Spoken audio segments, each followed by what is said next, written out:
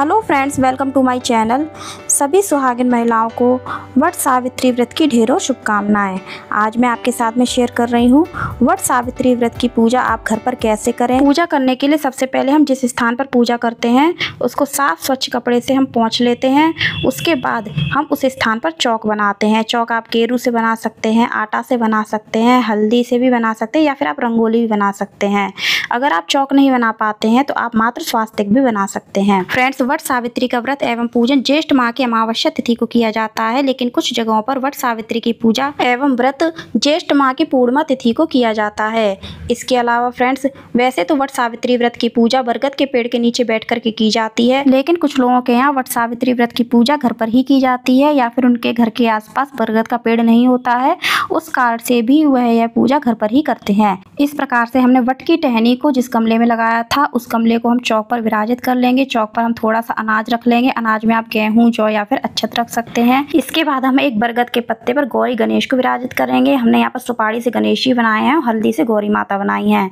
आप चाहे तो मिट्टी से भी गौरी गणेश बना सकते हैं या फिर अगर आपके पास प्रतिमा है तो आप उनको भी पूजन में विराजित कर सकते हैं। इसके साथ ही फ्रेंड्स, हमने बरगद के पेड़ को पीला वस्त्र पहनाया है। आप चाहे तो उनको चुनरी भी पहना सकते हैं। फ्रेंड्स, वट सावित्री की पूजा हमें पूरे 16 श्रृंगार करके करनी चाहिए। इसके साथ ही बरगद का पत्ता हमें अपने गले में या फिर बालों में जरूर पहनना चाहिए। उसके बाद ही हमें पूजन करना चाहिए। इस प्रकार से दीप प्रज्वलित करने के बाद हम गंगा जल से छींटा देंगे और सर्वप्रथम गौरी गणेश का पूजन करेंगे। तो हमने यहाँ पर सबसे पहले गणेश जी को रोली का तिलक लगाया, गौरी माता को भी रोली तिलक लगाया है। इसके साथ ही हमने उनको अक्षत अर्पित किए हैं, वस्त्र रूप में मौली समर्पित की है। आप चाहें तो गौरी माता को चुनरी भी समर्पित कर सकते हैं। यहाँ पर हमने पुष्प समर्पित किए हैं। दीप हमने जो प्रज्वलित किया है उसका पूजन भी हम रोली अक्षत से करेंगे, पुष्प समर्पित करेंगे। गौरी गणेश जी का पूजन कर लेने के बाद अब हम वट वृक्ष का पूजन करेंगे। तो वट वृक्ष को सबसे पहले हम शुद्ध जल से सींच लेंगे। फ्रेंड्स, वट सावित्री व्रत के एक दिन पहले हमें शुद्ध और सात्विक भोजन ग्रहण करना चाहिए और अगले दिन जिस दिन व्रत होता है उस दिन जब तक पूजन नहीं हो जाता है निर्जल व्रत करना चाहिए। इसके बाद जब पूजन हो जाता है तब व्रत का पाठ किया जाता है, उसके बाद हम भोजन ग्रहण कर सकते हैं। लेकिन कुछ लोग उस दिन पूरे दिन व्रत रखते हैं और फलाहार ग्रहण करते हैं और फिर अगले दिन व्रत का पाठ करते हैं। तो आपके यहाँ जैसी परंपरा हो आप उस तरीके से यह व्रत कर सकते हैं। इसके बाद फ्रेंड्स, हमने वट वृक्ष का पूजन रोली अक्षत से किया है। उनको हम आटा में जो हल्दी मिलाकर के ऐपन बनाया जाता है उसको हम वट वृक्ष के पत्तों पर लगाएंगे, जड़ों में लगाएंगे। फ्रेंड्स, यह ऐपन कुछ लोग चावल के आटा में हल्दी मिला करके भी बनाते हैं। अब हम वट वृक्ष को पुष्प समर्पित करेंगे। आप चाहें तो माला भी समर्पित कर सकते हैं। इसके बाद हम वस्त्र रूप में मौली समर्पित करेंगे। यहाँ पर हमने वैसे तो पीला वस्त्र उनको पहनाया हुआ है, लेकिन अगर आप वस्त्र नहीं पहनाते हैं तो आप उनको वस्त्र रूप में मौली समर्पित कर सकते हैं। इसके बाद फ्रेंड्स, वट सावित्री व्रत में 7 धागे की, पीले धागे की यह माला बनाई जाती है। अगर आपके पास पीला धागा नहीं है तो आप सफ़ेद धागे से भी यह माला बना सकते हैं। हल्दी में रंग करके आप उसको पीला कर सकते हैं। उसके बाद आप वट वृक्ष को पहना सकते हैं। अब हम भोग समर्पित करेंगे। फ्रेंड्स, वट सावित्री व्रत की पूजा में वैसे तो पूड़ी और गुलगुले का भोग लगाया जाता है, लेकिन क्षेत्र के अनुसार और परिवार की परंपरा के अनुसार यह भोग अलग अलग भी हो सकता है। तो आप अपने परिवार और क्षेत्र के अनुसार यह भोग अर्पित कर सकते हैं। इसके बाद फ्रेंड्स, वट सावित्री व्रत की पूजा में काले चने भिगोए जाते हैं। यह काले चने हम गौरी माता को समर्पित करेंगे। इसके साथ ही हम वट वृक्ष को समर्पित करेंगे। इसके बाद फ्रेंड्स, वट सावित्री व्रत की पूजा में गौरी माता को कुछ सुहाग का सामान और वस्त्र समर्पित किए जाते हैं। वस्त्र की सामर्थ्य नहीं है तो आप सुहाग के सामान उनको केवल चुनरी या फिर रुमाल ही अर्पित कर सकते हैं। इसके बाद हम हाथ में थोड़े से गेहूं के दाने लेंगे और पुष्प लेंगे और वट सावित्री व्रत की कहानी पढ़ेंगे। अगर आपके साथ सभी लोग मिलकर पूजा कर रहे हैं तो आप उनसे यह कहानी सुन भी सकते हैं। फ्रेंड्स, वट सावित्री व्रत की कहानी का वीडियो आपको अलग से मेरे चैनल पर मिल जाएगा। वीडियो का लिंक मैं आपको डिस्क्रिप्शन बॉक्स में दे दूंगी। इसके साथ ही वट सावित्री पूजा से जुड़ी हुई कई वीडियो मेरे चैनल पर ऑलरेडी पड़ी हुई हैं। वीडियो के लिंक मैं आपको डिस्क्रिप्शन बॉक्स में दे दूंगी, आप जाकर चेक कर सकते हैं। अब हमने हाथ में जो गेहूं और पुष्प लिए थे, कथा संपन्न हो जाने के बाद हम उनको वट वृक्ष पर समर्पित कर देंगे। वट वृक्ष के जड़ स्पर्श कर लेंगे। इसके बाद शादी के समय जो सिंदूरा मिलता है उस सिंदूरा से हम गौरी माता को 5 बार सुहाग प्रदान करेंगे।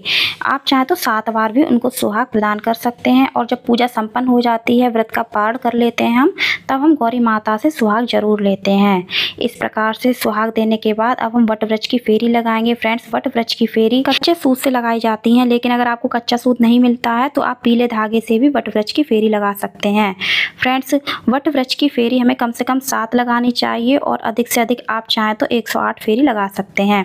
इस प्रकार से वट वृक्ष की फेरी लगाते समय हमें अपने पति की लंबी आयु, अच्छे स्वास्थ्य की कामना करती रहनी चाहिए। अपने मन में पति का ध्यान करना चाहिए, माता सावित्री का ध्यान करना चाहिए कि उन्होंने कैसे अपने पति के प्राण बचाए थे। इसके अलावा फ्रेंड्स, कच्चे सूत से जब हम फेरी लगाते हैं तो कच्चे सूत को हल्का सा हमें हल्दी से जरूर टीक लेना चाहिए, उसके बाद फेरी लगानी चाहिए। इस प्रकार से फेरी लगाने के बाद अब हम आरती करेंगे। तो आरती करने से पहले हम सभी को धूप दिखाएंगे और उसके बाद हम आरती करेंगे। तो आरती सबसे पहले गणेश जी की करनी चाहिए, उसके बाद माता गौरी की करेंगे, फिर हम भगवान भोलेनाथ की करेंगे। आप चाहें तो भगवान विष्णु की भी आरती कर सकते हैं। इस प्रकार से आरती हो जाने के बाद हम वटवृक्ष के चरण स्पर्श करेंगे, माता गौरी या भगवान गणेश जी के चरण स्पर्श करेंगे और पूजा में हमसे जो भी गलती हुई हो उसके लिए हम क्षमा याचना करेंगे और साथ ही हम अपने पति की लंबी आयु, सुख समृद्धि और अच्छे स्वास्थ्य की कामना करेंगे। इस प्रकार से पूजा करने के बाद अब हम वटवृक्ष की बांस के पंखे से हवा करेंगे। फ्रेंड्स, जब हम घर से बाहर जाकर के पूजा करते हैं तो वहाँ भी हम बांस के पंखे से हवा करते हैं और वह पंखा हम वहीं छोड़ करके आते हैं। अब हम हाथ में साड़ी या फिर चुनरी का छोर लेकर के गौरी माता से 2 बार सुहाग लेकर के अपनी मांग में लगाएंगे। अब फ्रेंड्स, पूजन में हमने जो भी फल चढ़ाए थे उनको हम अपने घर में प्रसाद रूप में वितरित कर देंगे और जो सुहाग का सामान और साड़ी हमने माता गौरी को समर्पित की थी, साथ में हमने दक्षिणा समर्पित की थी, इसको हम अपनी सास को बायने के रूप में दे देंगे। अब हमने जो भोग लगाया था पूड़ी और गुलगुले का, इसको हम जब हमारा व्रत का पाठ हो जाएगा उसके बाद हम सबसे पहले इसी को ग्रहण करेंगे। इसके बाद दीपक को हम प्रज्वलित रहने देंगे जब तक शांत ना हो जाए। इसके अलावा चौक पर हमने जो अनाज रखा है, गौरी गणेश जी बनाए हैं, इनको जब हम चौकी हटाएंगे तब हम विसर्जन के सामान में रखेंगे, इनको हम विसर्जित करेंगे। इसके साथ ही हम व्रत का पाठ कैसे करेंगे, तो वटवृक्ष में जो किल्ली लगी होती हैं इनको हम जल से ग्रहण करते हैं और इनको निगल करके ही हम व्रत का पाठ करते हैं। इसके बाद वटवृक्ष को हमने पीले धागे की जो माला पहनाई थी, इसको पूजन हो जाने के बाद हम स्वयं अपने गले में पहनते हैं और पूरे दिन हमें इसको पहन करके रखना चाहिए। अगले दिन हम इसको निकाल सकते हैं। तो फ्रेंड्स, वीडियो आपको कैसी लगी कमेंट करके ज़रूर बताना। हमारी पूजा विधि अगर आपको अच्छी लगी हो तो लाइक करना, ज़्यादा से ज़्यादा शेयर करना, चैनल को सब्सक्राइब करना और बेल आइकन को प्रेस करना कमेंट में। जय वट सावित्री व्रत अवश्य लिखना। धन्यवाद। राधे राधे।